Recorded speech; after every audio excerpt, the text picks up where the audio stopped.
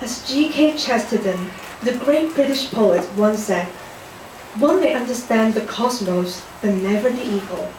The self is more distant than any star.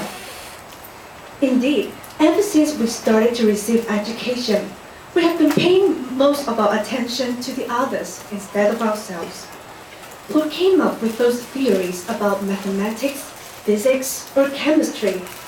Other people did. And what about history? Those names, those stories we memorized, they are all about other people. Right now, you are sitting there listening to a stranger's boring speech. So, what about yourself?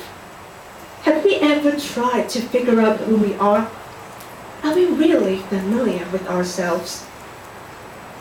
As an ordinary 18-year-old girl, I'm still trying to figure out my position in this world.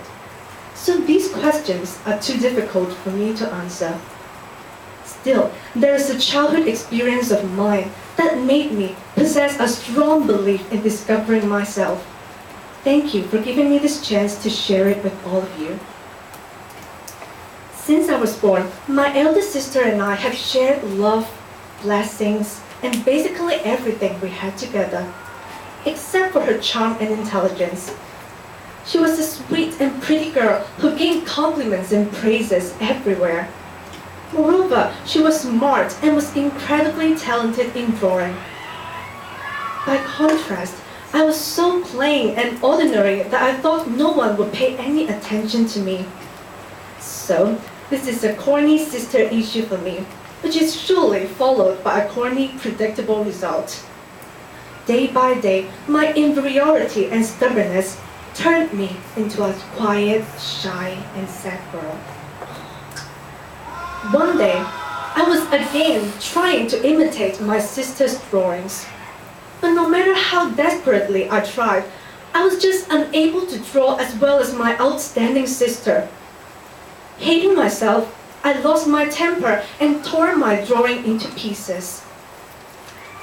Just then, my mother came near me silently.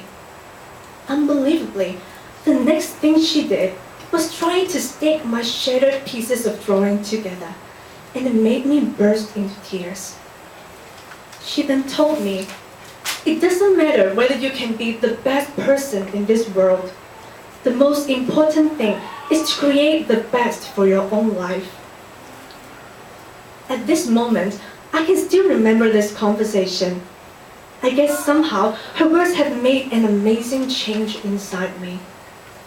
I became eager to express myself, just wishing to create the values and position that belong to me.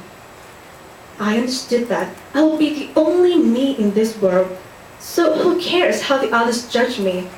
Who has the qualification to make comparisons anyway? Life is simply too short to be anybody but yourself.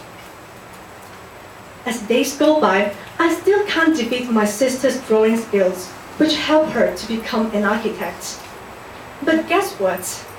Even though she keeps emphasizing that she looks prettier than me, which I don't really agree, I am definitely, with no doubt, taller than her. And most importantly, I've been making my own choices for life. Majoring in law, joining NTU, and taking part in Toastmasters. I don't know where these decisions will lead me to, and I can't wait to find it out. Everybody in this world wants to have a happy and successful life. Thus, we look up to people with great contributions as our role models. In fact, comparing with this, discovering oneself requires much more time and is far more difficult, since the process of growing up keeps reminding us of our littleness and weakness. Nevertheless, we all should bear in mind that the very first step to love and enjoy your life is to discover yourself, both good and bad sides. If you cannot find out who you truly are immediately, just start from finding out who you are not then. Just live to the limits, create your own life, as this is always your own choice. TNB.